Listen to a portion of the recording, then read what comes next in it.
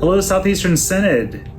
I am so thrilled to let you know about gifted people that I get to work with. Maybe you know them, maybe you don't. But in this video, you'll get to know them a little bit better. Every single day, I get a chance to work with God-given people who have been given talents and abilities that I am so thankful they have, because many of those I do not. And as the saying goes, it takes a village.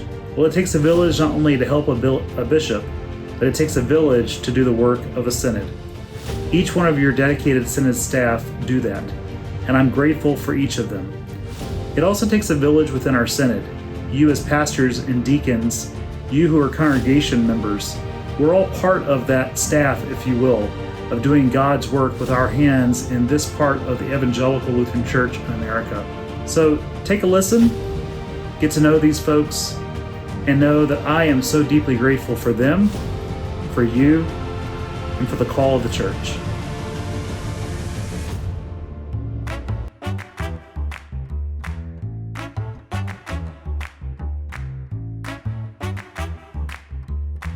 I'm Michael Jeanette, and I'm a pastor in the ELCA, and I serve as the assistant to the bishop for formation and communication in the Southeastern Synod. I'm Linda Manson, assistant to the bishop for evangelism and director for evangelical mission. Pastor Jonathan Hemphill. I serve as assistant to the bishop for congregational life. I'm Melissa Fuller Sims. I'm assistant to the bishop, director for evangelical mission. I'm Pastor Justin Eller, and I serve as assistant to the bishop for care and community here in the Southeastern Synod.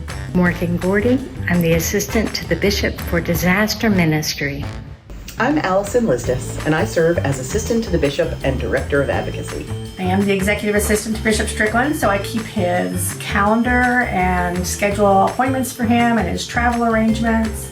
As my title suggests, I have a lot of areas that I cover, including candidacy, working as the assembly manager. I also work in the finances of the synod and work with Holly to maintain our financial records and make sure payments are taken care of. Formation really covers all forms of formation, but historically and presently it's really a lot of youth ministry work and working with our campus ministries and our young adult communities. Also part of my role is stewardship, worship, diversity and justice, equity and inclusion as well. If someone says, hey, can you help us find a liturgy for quinceañera or bilingual baptism, I could be a helpful resource. A typical day includes reviewing financial information for our mission developers, processing grants, scheduling times to do ministry site reviews, working on programs such as Congregation Vitality.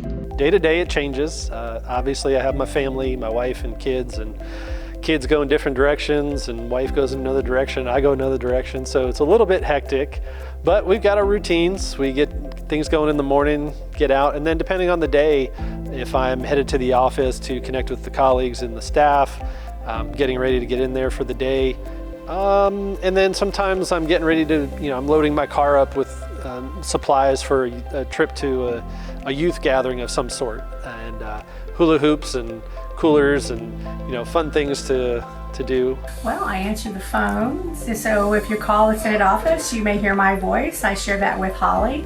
I also take care of the roster management, so everybody who is ordained in our synod, I keep up with their files, and I make your letters of call and just try to help out in all that I can. I also work with congregations in conflict and in transition. And so a day in the life, a lot of times, is Zoom meetings. It's an opportunity to meet with leaders, to coordinate deans, to meet with candidates, to discuss how God might be calling them into ministry. There are many moving parts in disaster ministry. I may be working with congregations, helping them to respond to a disaster in their community, or in the field providing emotional and spiritual care, or meeting with community leaders and Lutheran disaster response to organize responses after disasters have occurred. And then I also, with my communications work, I'm helping oversee production of the website and social media, email communications, setting up online events. Lots of conversations with congregations that are in transition. That means congregations that are moving from having a pastor that has been there for some time to now that congregation is at a place where their pastor is leaving or has resigned or has retired, and now they are trying to figure out next steps and move into calling their next pastor.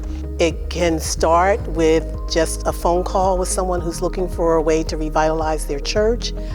It could mean walking alongside a congregation that is in the process of calling a new pastor. It could be trying to help a congregation and its lay leaders figure out how to not just revitalize their ministry, but figure out new ways to be in ministry with their community. Some of the goals that I have for ministry is to empower folks. I think quite often our lay members feel a sense of inadequacy, and I believe that in our baptism we're all called to ministry, and that takes all kinds of shapes and sizes and forms. My goals would be to create an Advocacy 101 manual for the Synod that every congregation can have. I think for me, one of the goals I might have for us as a Synod is to think about how does our congregations reroot itself in our neighborhoods. In my role, my biggest goal really is to help people understand that ministry does not have to happen inside the church. The goal is to have all of our congregations prepared and equipped to respond after a disaster and to care for themselves and for their neighbors. I not only work to engage with congregations and leaders and communities, but also equipping them, whether it's equipping lay leaders or equipping roster leaders or equipping folks ready for retirement. And so my hopes that for the Synod is to continue to do this work together, because together we are able to take that message of God's grace into the world in places where maybe they have no idea who a Lutheran is. I'm so grateful for the opportunity that I have to serve as your bishop.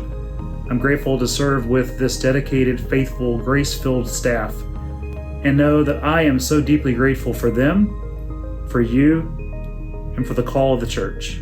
Thank you.